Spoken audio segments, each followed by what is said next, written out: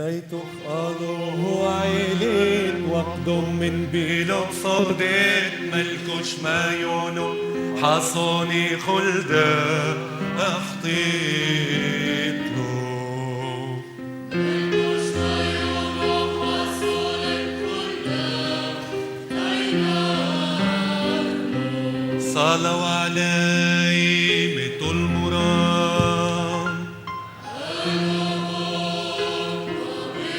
هيك القراية اللي وقفنا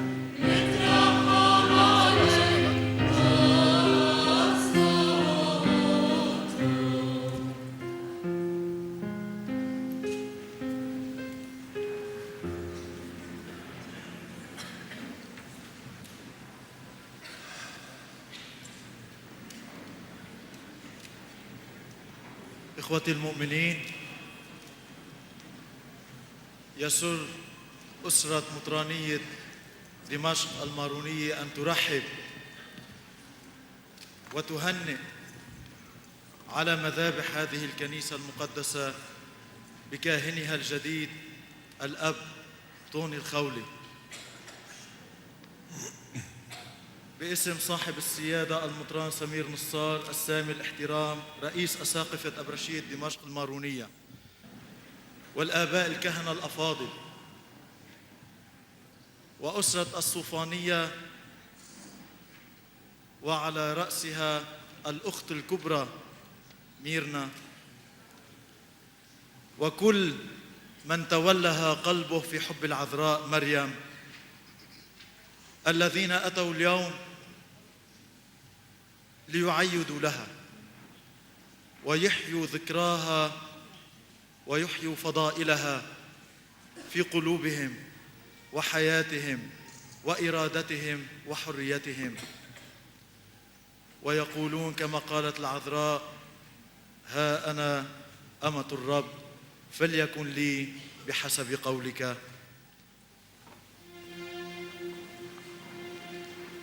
برخ موريش كهني المجد للآب والابن والروح القدس من الآن وإلى الأبد.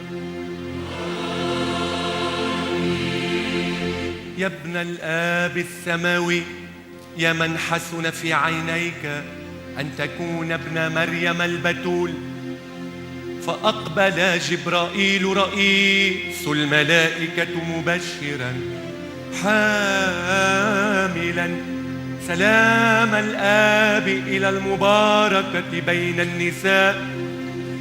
أعدنا لاستقبال ميلادك المجيد بالفرح والابتهاج، فنرفع المجد والشكر إليك وإلى أبيك وروحك القدوس الآن وإلى الأبد. السلام للبيعة ولبنيها.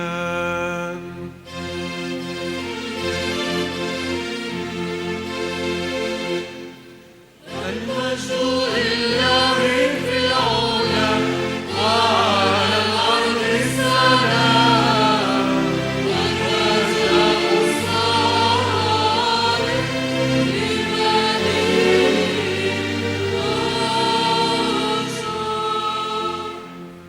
نرفع عنا التسبيح والمجد والإكرام إلى الآب الذي أرسل إلى الناصرة جبرائيل مبشرا، وإلى الابن الذي حل في مريم فصار هو البشرى، وإلى الروح الذي قدس البتول وتمم السر العجيب الصالح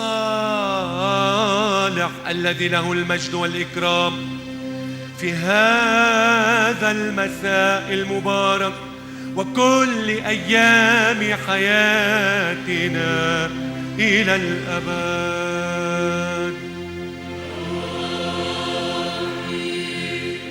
المجد لك أيها السامي، يا من شئت أن تسكن مع ابن البشر.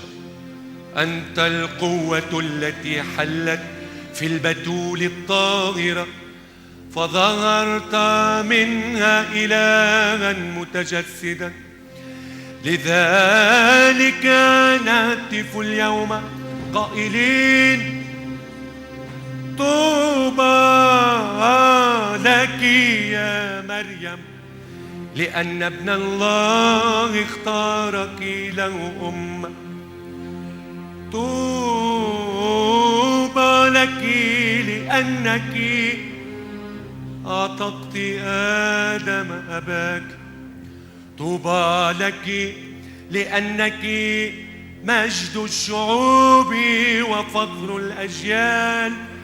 والآن نسألك يا كلمة الله على عطر هذا البخور امنحنا برحمتك غفران الذنوب ومواهب الروح. هب الرعايا أمانا والأديار سلاما والكهنة وقارا والشمامسة نقاء والشيوخ جلالا. وامنح الوالدين كرما والشبان عفة والأطفال تربية. قدس الرهبان والراهبات. انشر الحق والمحبة في كل الأقطار. أرح الموتى في ملكوتك الأبدي.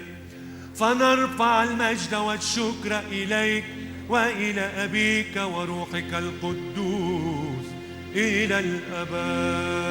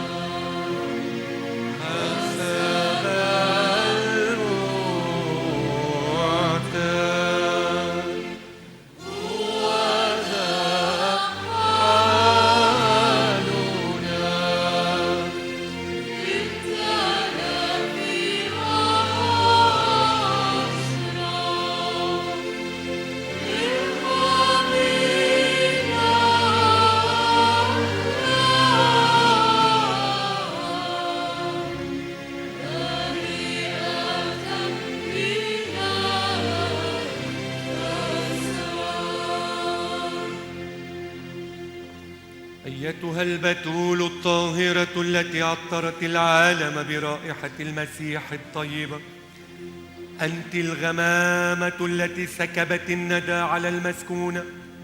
ابتهلي معنا إلى وحيدك ليقبل بخورنا ويفيض علينا في ذكرى بشارتك نعمه السماوية، فنشكره وأباه وروحه القدوس الآن وإلى الأبد.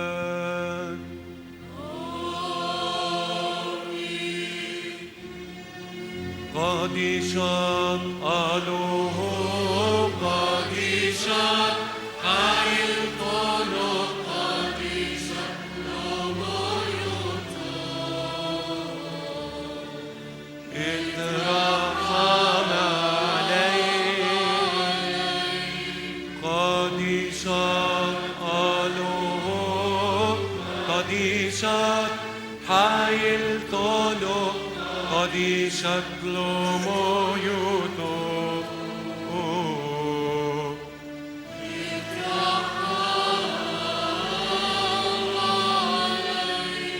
قديشات ألوه قديشات حي القلوب قديشات لميوتو.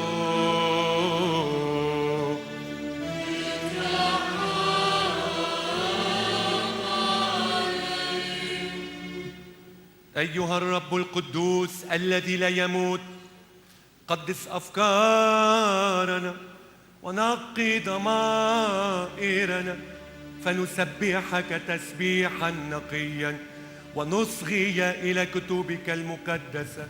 لك المجد إلى الأبد.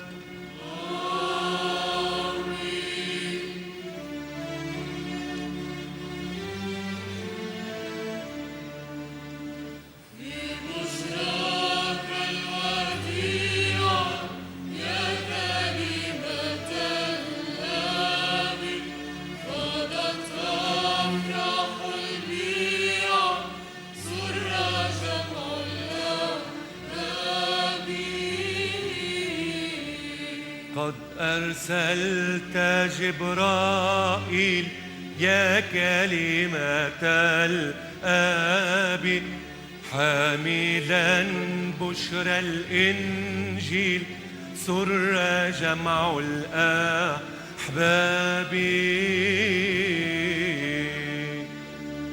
قد أجابت البكر إني أمة الرب، إني لله الشكر إنني طوع حبي.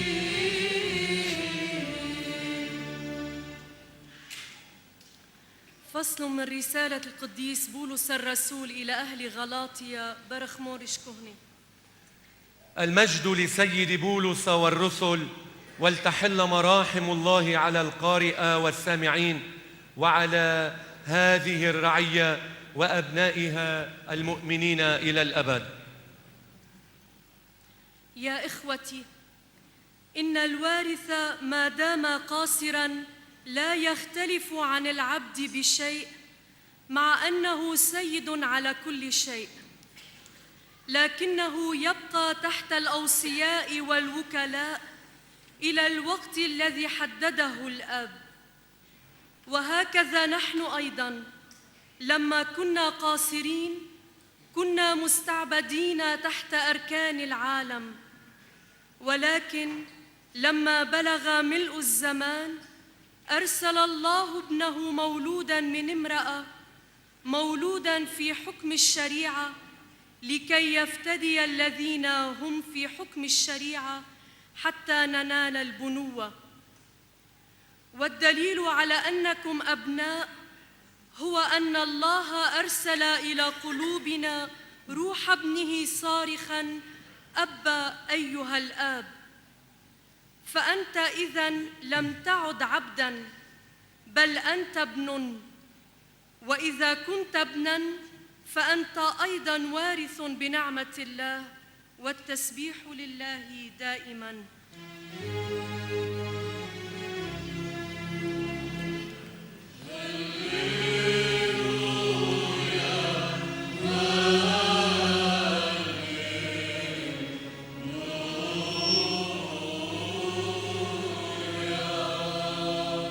السلام عليك يا مملوءة نعمة، الرب معك،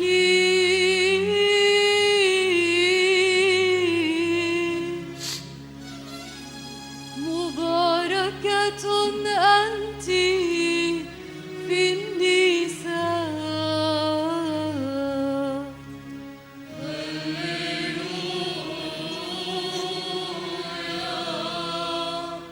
أمام بشارة مخلصنا المبشرة بالحياة لنفوسنا، تقدم البخور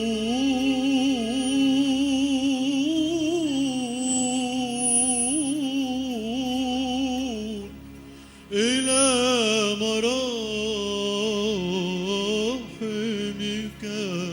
يا رب نصلي.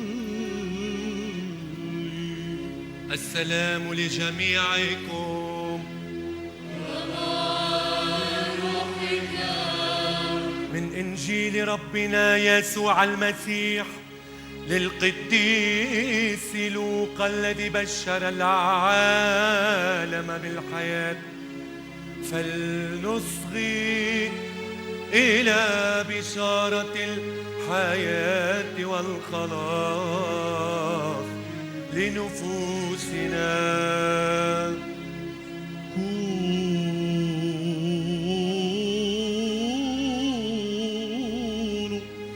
في السكون أيها السامعون،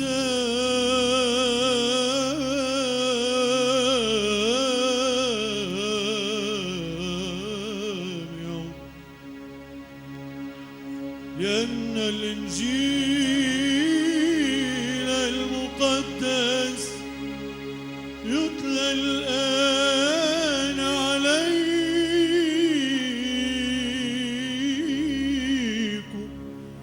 فاسمعوا ومجدوا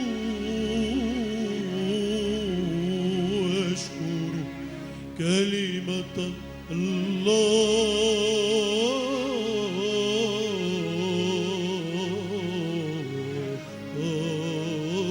الحي.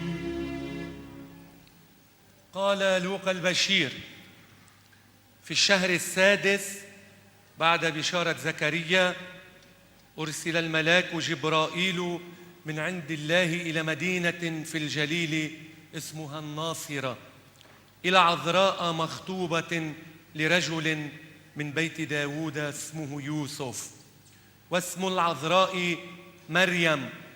ولما دخل الملاك إليها قال: السلام عليك يا مملوءة النعمة، الرب معك. فاضطربت مريم لكلامه وأخذت تفكر ما عسى أن يكون هذا السلام. فقال لها الملاك: لا تخافي يا مريم، لأنك وجدت نعمة عند الله، وها أنت تحملين وتلدين ابنا وتسمينه يسوع، وهو يكون عظيما وابن العلي يدعى، ويعطيه الرب الإله عرش داود أبيه، فيملك على بيت يعقوب إلى الأبد، ولا يكون لملكه نهاية. فقالت مريم للملاك: كيف يكون هذا وأنا لا أعرف رجلا؟ فأجاب الملاك وقال لها: الروح القدس يحل عليك، وقدرة العلي تظللك، ولذلك فالقدوس المولود منك يدعى ابن الله. وها إن إليصابات نسيبتك قد حملت هي أيضا بابن في شيخوختها، وهذا هو الشهر السادس لتلك التي تدعى عاقرا، لأنه ليس على الله أمر مستحيل. فقالت مريم: ها أنا أمة الرب، فليكن لي بحسب قولك. وانصرف من عندها الملاك. حقا والأمان لجميعكم.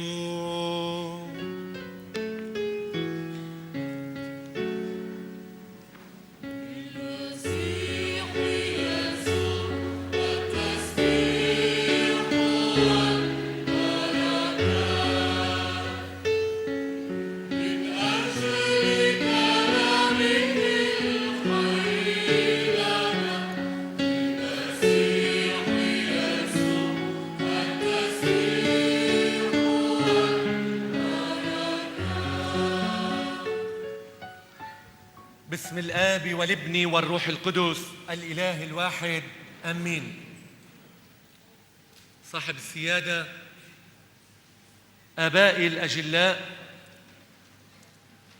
أخواتي الراهبات، أحبائي الأعزاء، أهل الشام الحبيبة، أعود إليكم وإلى هذه المدينة دمشق الحبيبة بعد 13 سنة من الغياب وقد تغيرت ملامح شخصيتي ودعوتي بطريقة جذرية، إذ نقلتني نعمة ربي يسوع المسيح من المسرح إلى المذبح.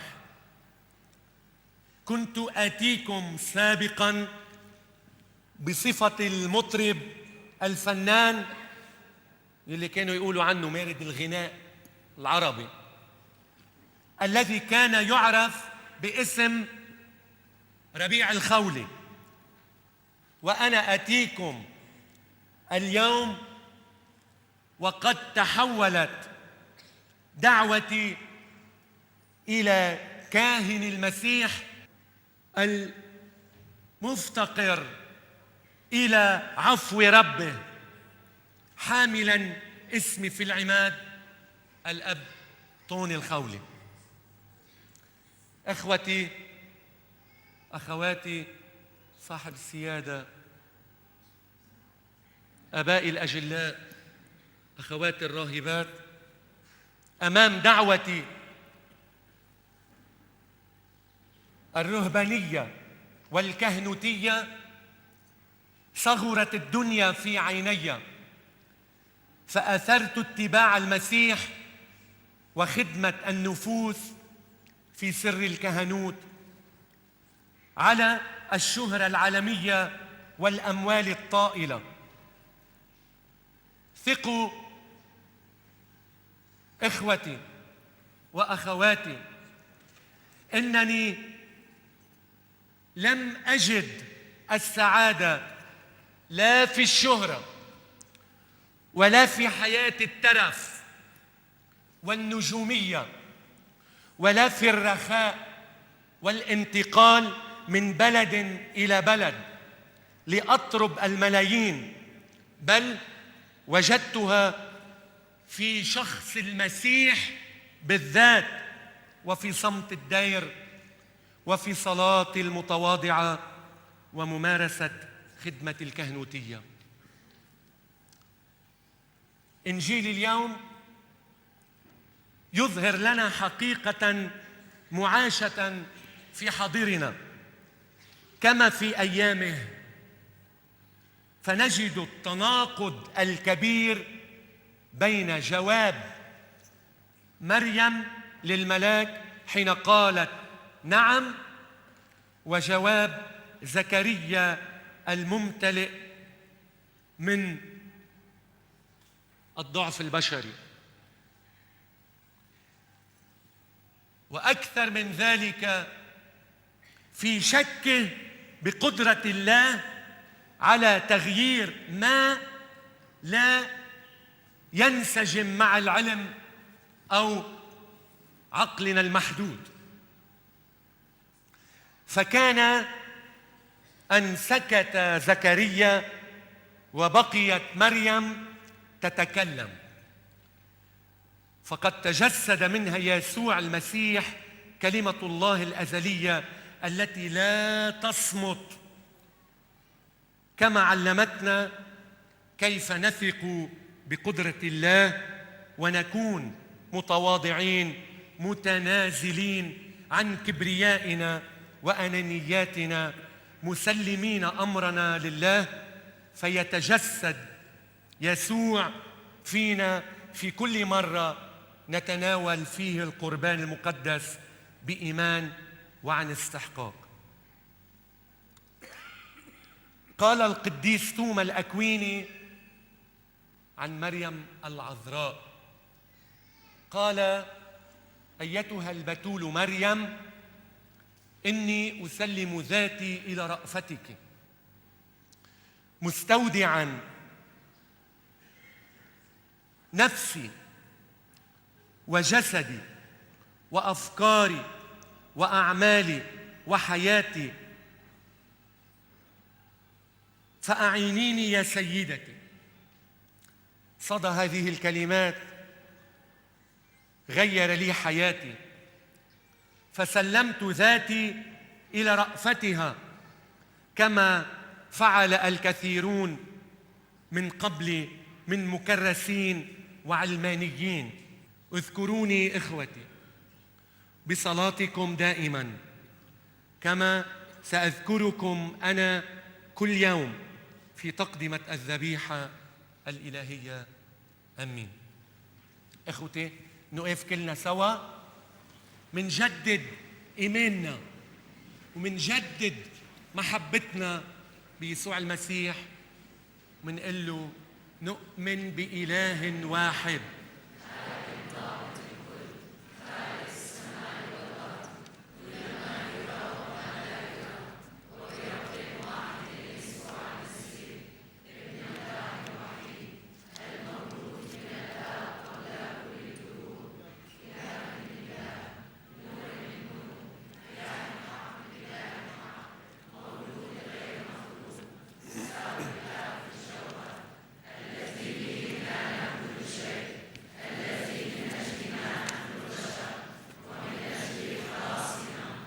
نزل من السماء وتجسد من الروح القدس ومن مريم العذراء وصار إنسانا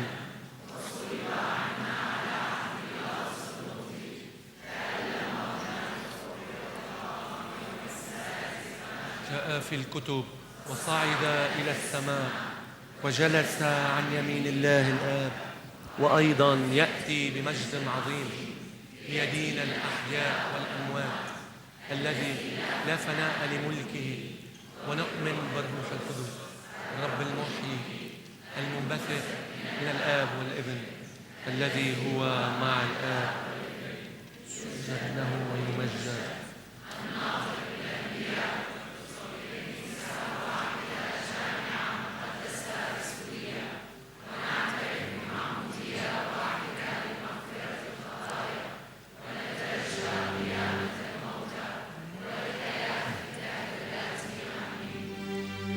إيتلوت مد بحيدلو هو الوطلو دم حاد طليوت وينو بسوغو طيبو طوخ اعول البيتخ وسجود بايكلو وتقود شو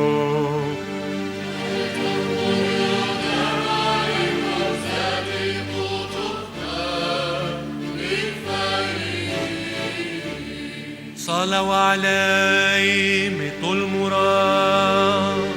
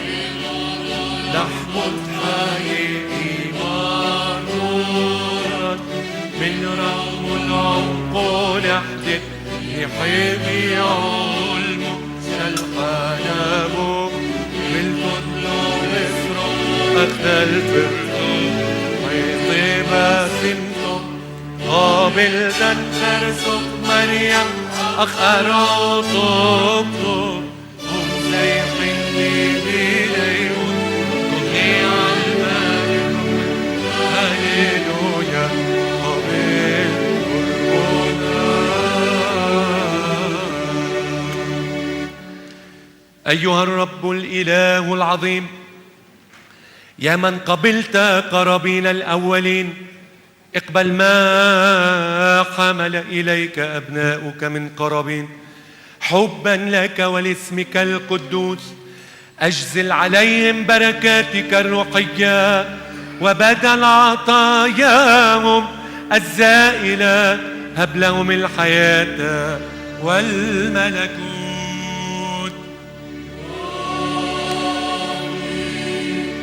لذكر ربنا وإلهنا ومخلصنا يسوع المسيح وكل تدبير الخلاصي من أجلنا نذكر على هذا القربان الموضوع أمامنا جميع الذين حسنوا لدى الله من آدم حتى اليوم، ولا سيما طوباوية والدة الله مريم ومار مارون ومار أنطونيوس ومار جربل ومار عنت الله والقديس رفقة.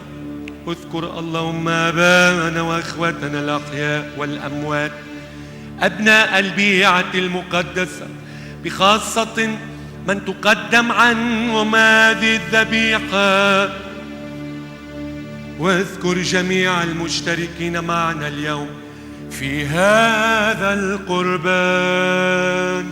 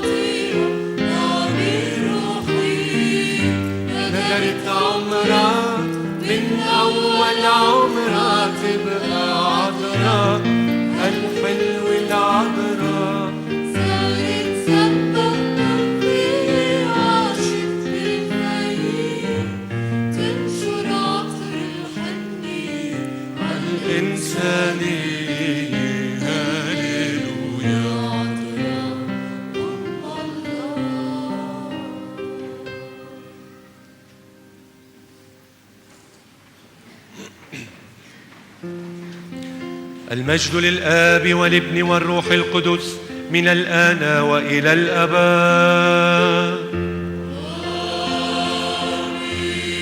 أيها الآب إله السلام وسيد الأمان، هب لنا جميعا وأهلنا أن نعانق بعضنا بعضا في نسمة من محبتك لا تنقطع، بقبلة لا غش فيها، فنرفع المجد والشكر إليك وإلى ابنك الوحيد وروحك القدوس الآن وإلى الأبد.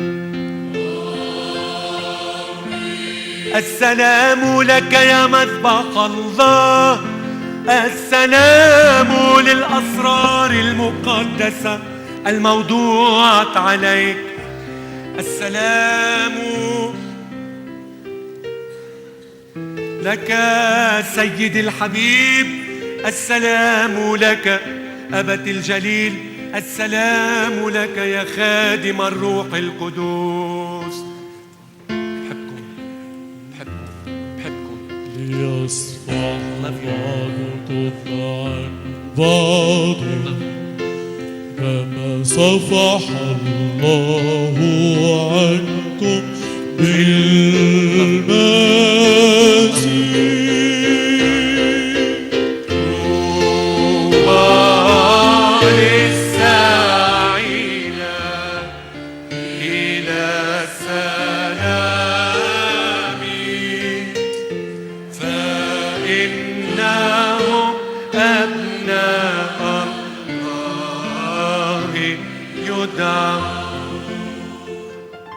أمامك يا رب ننحني لنقبل منك البركة والمعونة لضعفنا، لأنك للجميع الملجأ والمعين، وإليك نرفع المجد وإلى ابنك الوحيد وروحك القدوس الآن وإلى الأبد.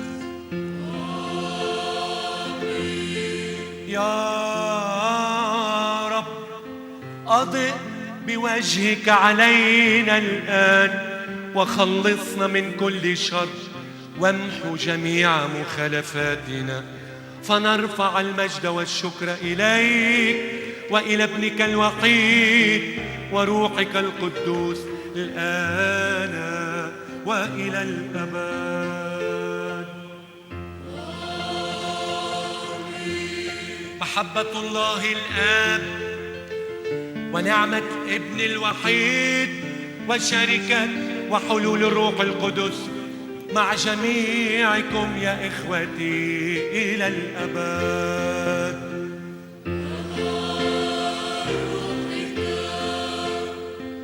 لتكن أفكارنا وعقولنا وقلوبنا مرتفعة إلى العلا.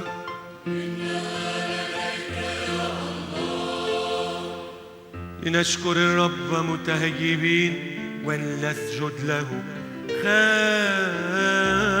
خاشعين.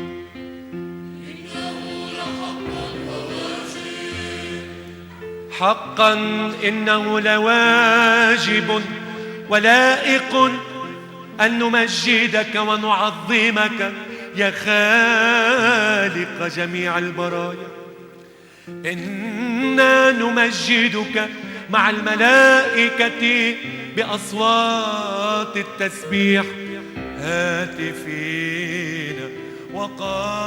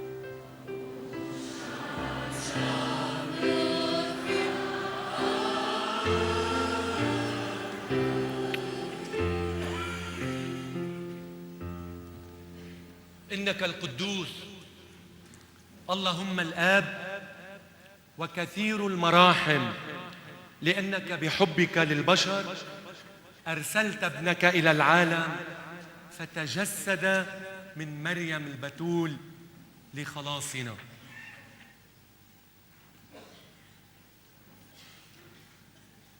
وبيوم هودق دم حاشودي ليه ما بتحيي ساب اللحم بداو قديشته وبارك قادش وقصو يا بالتلميذ كدومار ساب أخول منه كل خون هانو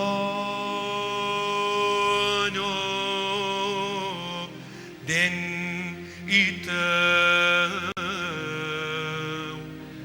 فغرو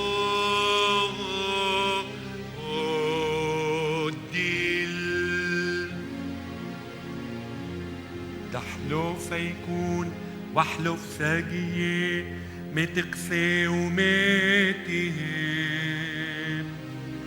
الحصو يتحوبي والحاية دلعوا لمعوا المين.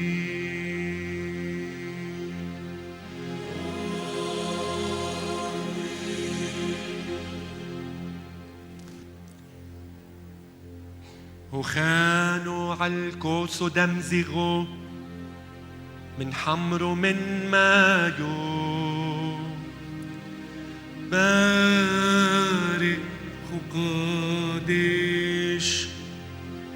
ويا بالتلميذة وكادومات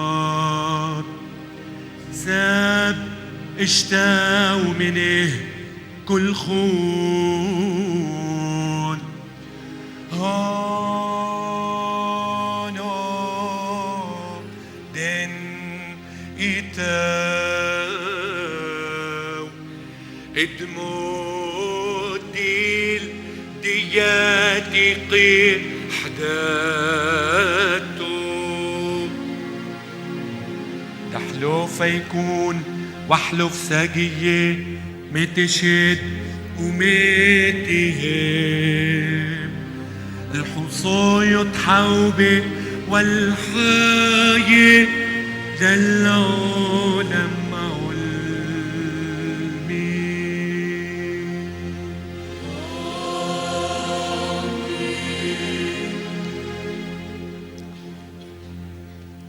وبهذا أوصاهم وحضهم قائلا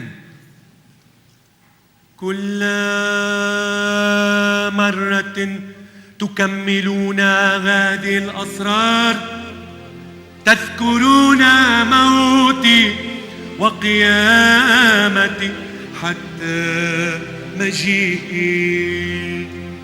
نذكر موتك يا رب ونعترف بقيامتك وننتظر مجيئك الثاني ونطلب منك الرحمة والحنان ونسألك مغفرة الخطايا فلتشمل مراحمك كلنا.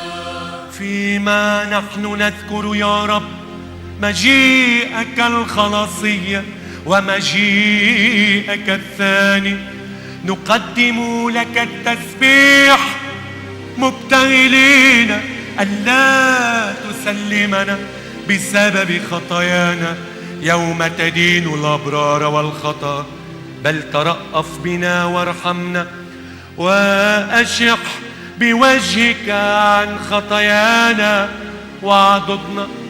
لهذا تطرح إليك بيعتك ورعيتك وبك ومعك إلى أبيك وهي تقول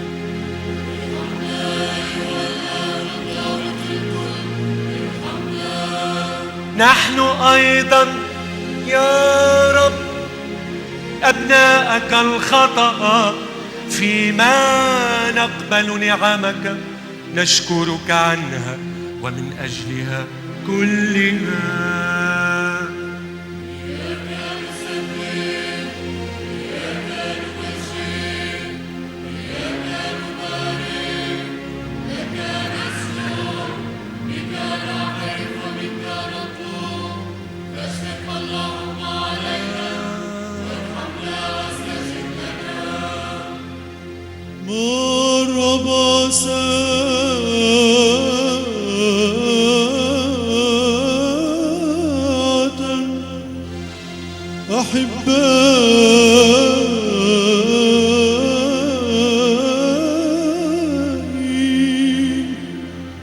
ينحدر فيها الروح الحي القدوس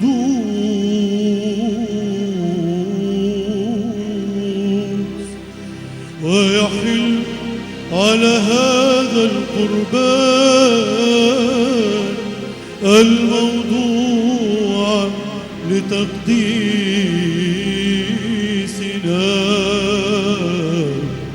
فلنقف مصلين خاشعين.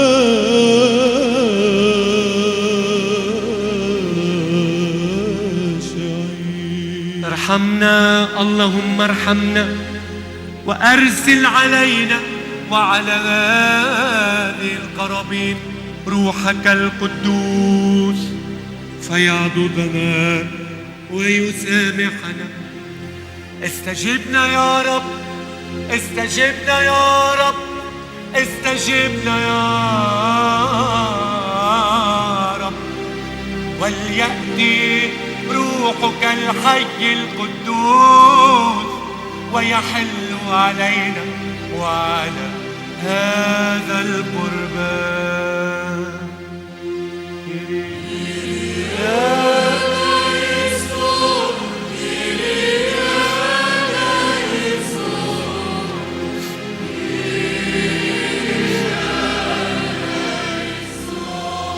فيجعل بحلول هذا الخبز جسد المسيح إلهنا،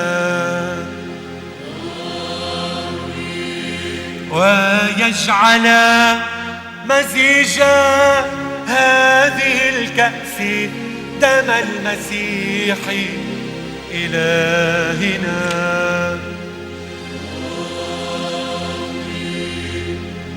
فتكون هذه الأسرار لتنقية النفوس المشتركين في أجساد من كل خطيئة وللحياة الأبدية.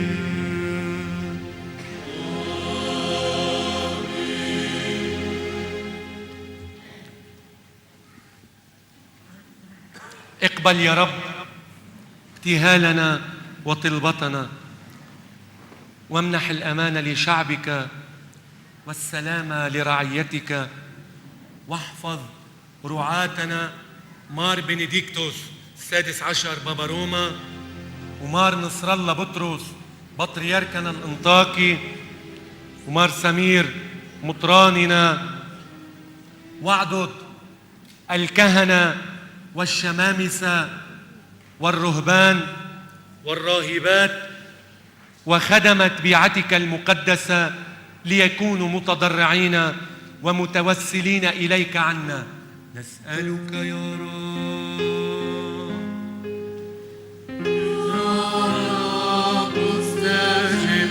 استجب لنا. سلامي أعطيكم، إنه يسوع، نعم إنه هو.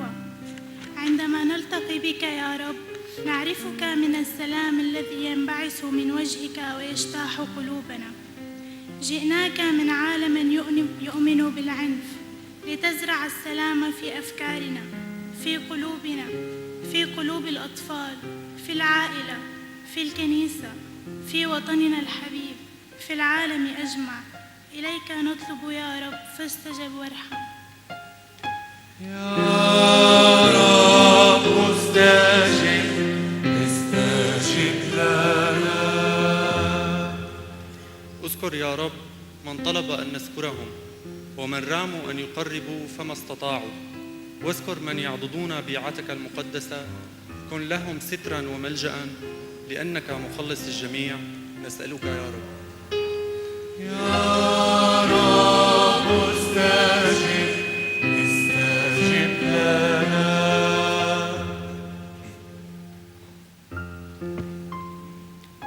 Seigneur, par l'intercession de Notre-Dame de Soufanié, nous te prions pour que l'Église grandisse en Occident, que les familles demeurent dans l'unité et que la paix règne en Orient. Prions le Seigneur.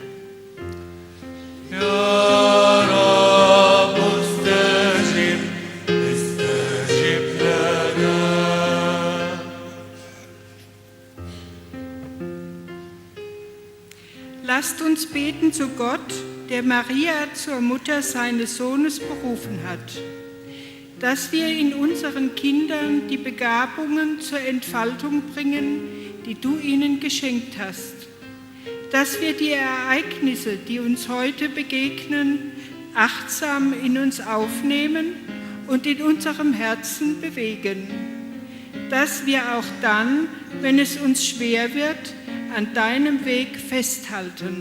Höre unsere Bitten. يا رب استجب لنا. أيها الرب يسوع، كنيسة واحدة أنشأت فجزأناها واقتسمنا أجزاءها.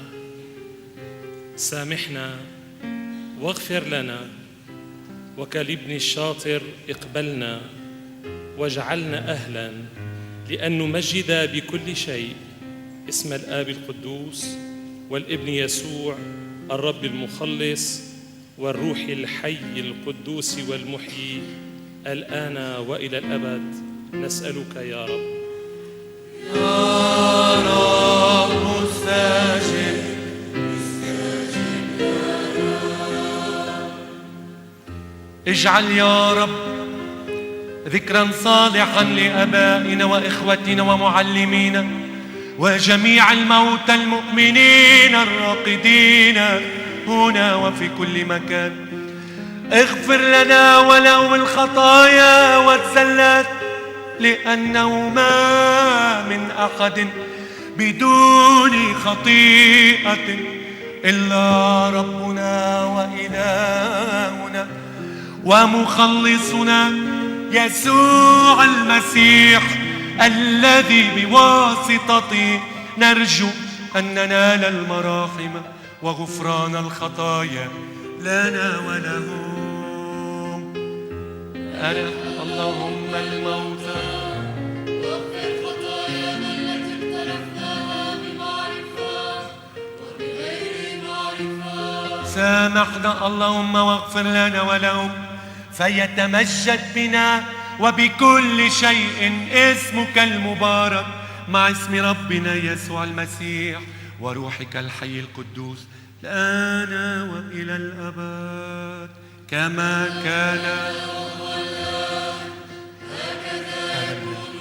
وتقدمنا نختم ونكسر هذا القربان السماوي جسد الكلمة الإلهية.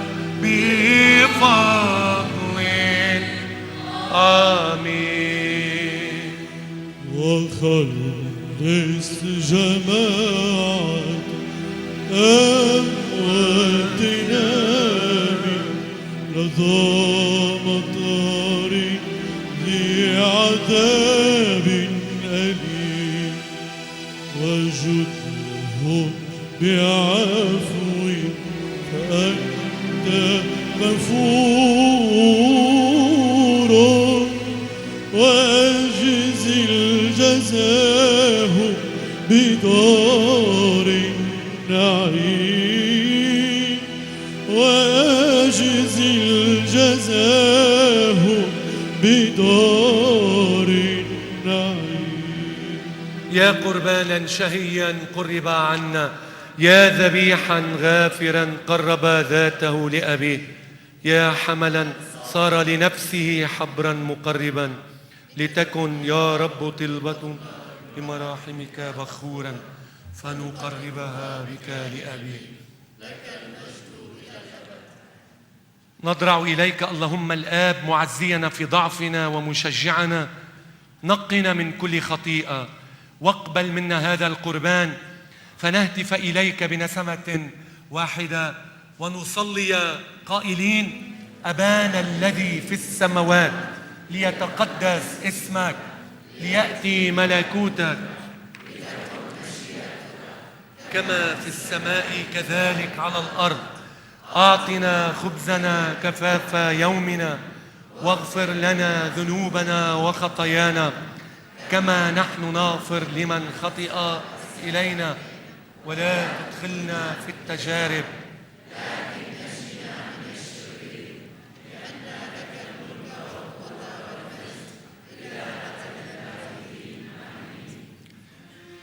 لا تدخلنا يا رب في امتحان التجارب، لأن لا قوة لنا عليها، بل نجنا من كل شر، لأن لك الملكوت والقدرة والمجد، ولابنك الوحيد ولروحك القدوس الآن وإلى الأبد.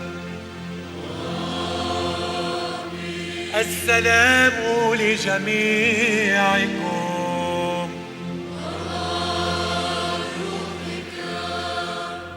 نور رؤوسكم أمام الله الرؤوف وأمام مذبحه الغافر وأمام جسد مخلصنا ودمه المحيي لمن يتناوله واقبلوا البركة من الرب. بارك يا رب الساجدين لك المنحنين أمامك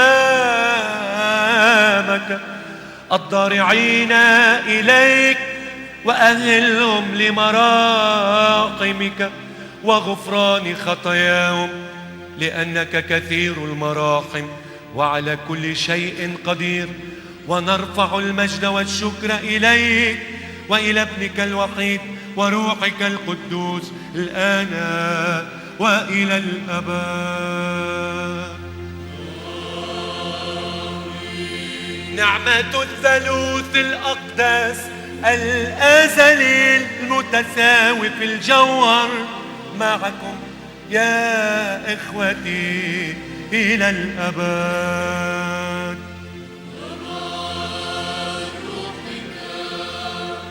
ينظر كل واحد منا إلى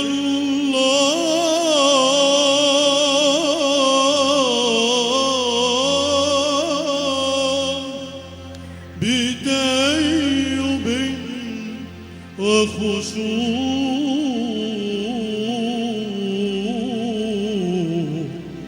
وليسأل الرحمة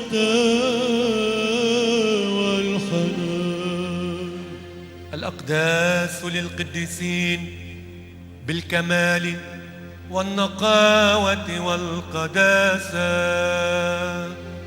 آب واحد قدوس ابن واحد قدوس روح واحد قدوس.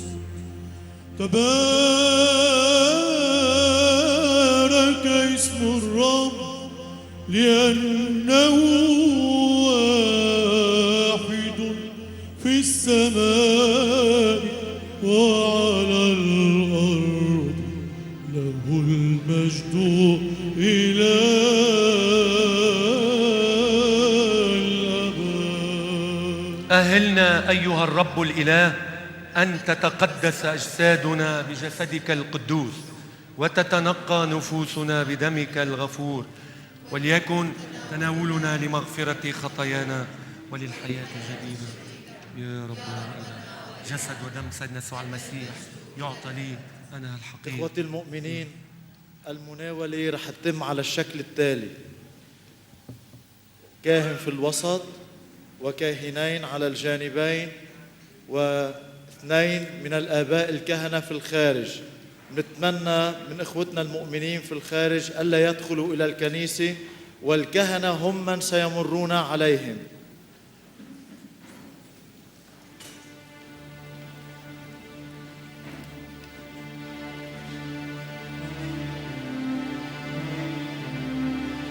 تفضلوا ارتاحوا سيدي.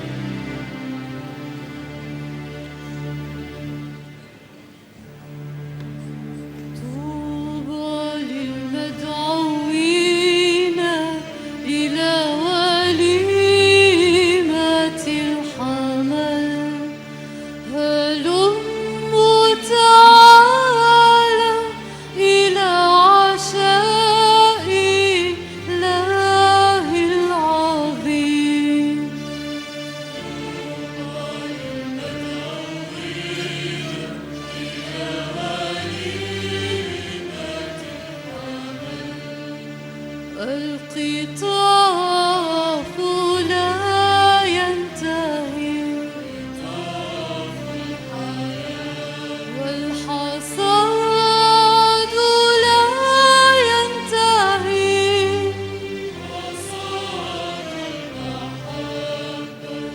والغلال لا تنتهي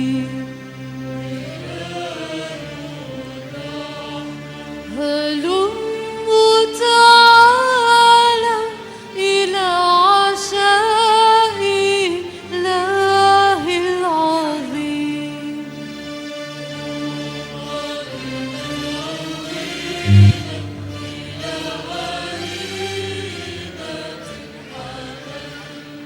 تعال اغسلني فأصبح نقيا نبعا سرمديا مراكب محملة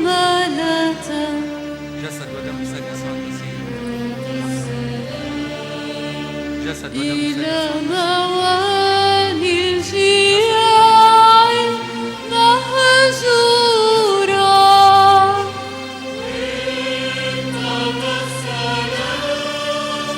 دعني أتعب كالدوالي من قيد المحبة هلموا تعالوا إلى عشاء الله العظيم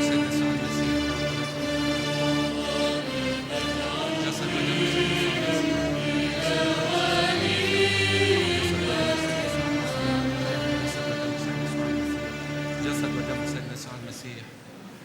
جسد ودم سيدنا يسوع المسيح يعطى لك أختي لمغفرة خطاياك والحياة الأبدية. جسد ودم سيدنا يسوع المسيح. جسد ودم سيدنا يسوع المسيح يعطى لك. جسد ودم سيدنا يسوع المسيح يعطى لك خير. جسد ودم سيدنا يسوع المسيح يعطى لك. جسد ودم سيدنا يسوع المسيح يعطى لك. جسد ودم سيدنا يسوع المسيح يعطى لك أختي لمغفرة خطاياك.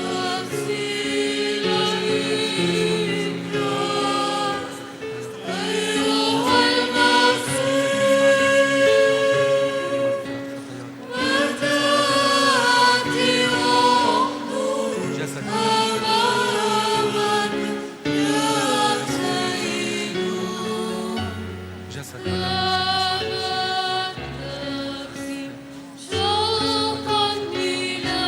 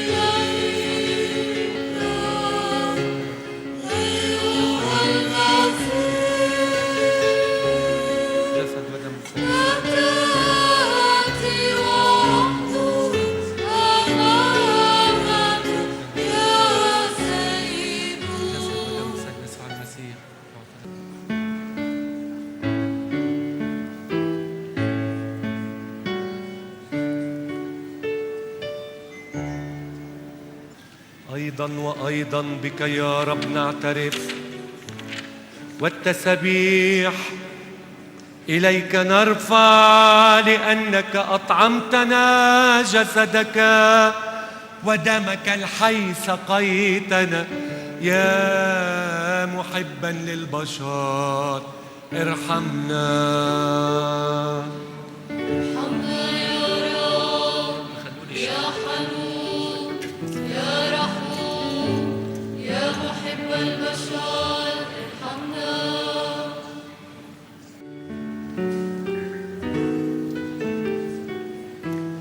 نشكرك أيها الآب على هذه الموهبة التي منحتناها، ولو كنا غير أهل لها لا تخجلنا بخطايانا بل اعضدنا وخلصنا. فنرفع المجد والشكر إليك وإلى ابنك الوحيد وروحك القدوس الآن وإلى الأبد. السلام لجميعكم.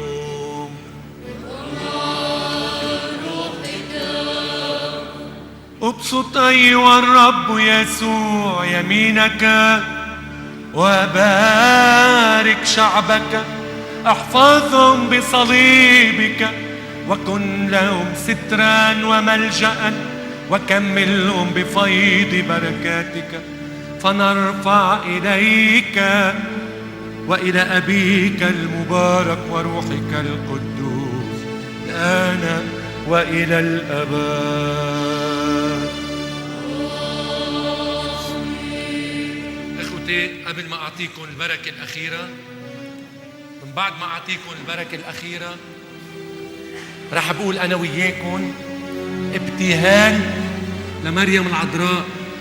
أيتها البتول مريم، إني أسلم ذاتي إلى رأفتك.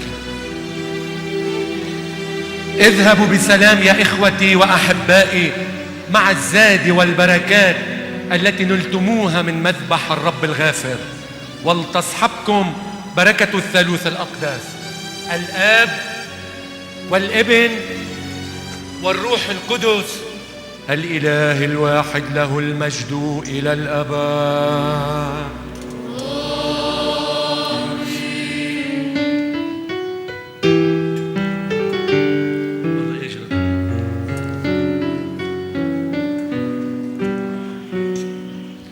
أيتها البتول مريم، إني أسلم ذاتي إلى رأفتك. أيتها البتول مريم، إني أسلم ذاتي إلى رأفتك، مستودعا نفسي وجسدي وأفكاري وأعمالي وحياتي وصوتي،